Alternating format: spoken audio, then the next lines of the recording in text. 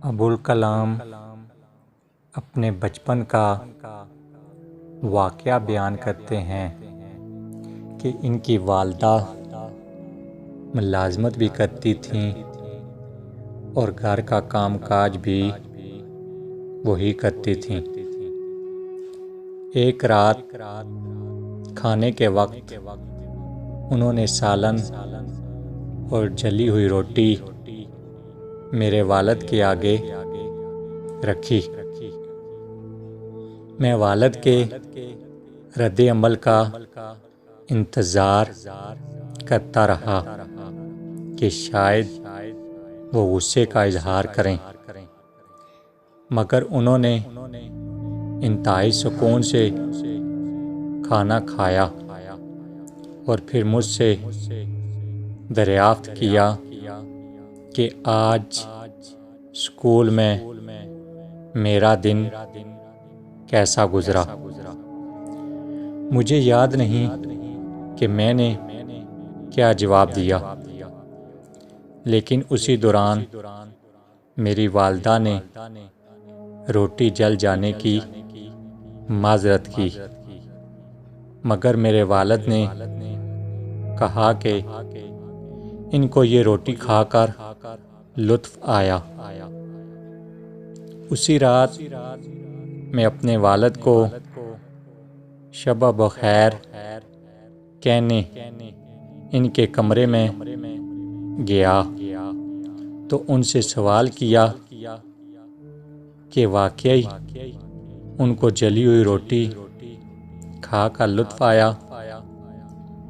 उन्होंने प्यार से मुझे जवाब दिया कि तुम्हारी वालिदा ने एक पुरमशक्क़त दिन गुजारा और फिर थकने के बावजूद घर आकर हमारे लिए खाना भी तैयार किया। एक जली हुई रोटी कुछ नुकसान नहीं पहुंचाती, मगर तल्ख़ रद्द अमल और बदज़ुबानी जज्बात को मजरूह करती है। मेरे बच्चे ज़िंदगी बेशुमार नापसंदीदा अशिया और शख्सियात से भरी हुई है।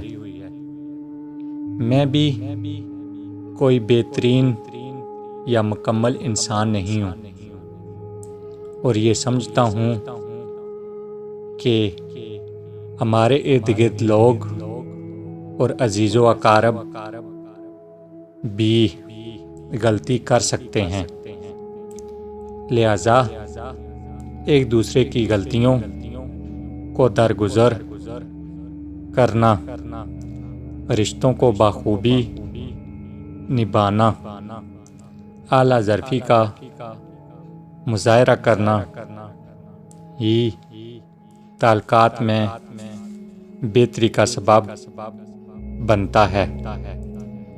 ज़िंदगी इतनी मुख्तसर है कि इसमें माज़रत और पछतावों की कोई गुंजाइश नहीं होनी चाहिए।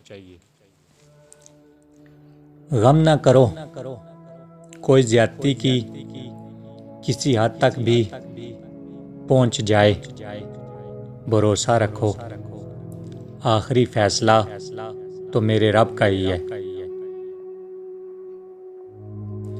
दुनिया में बड़ी कामयाबी अक्लमंदों को नहीं मिलती। बड़ी कामयाबी उन लोगों को मिलती है जो कभी हार नहीं मानते।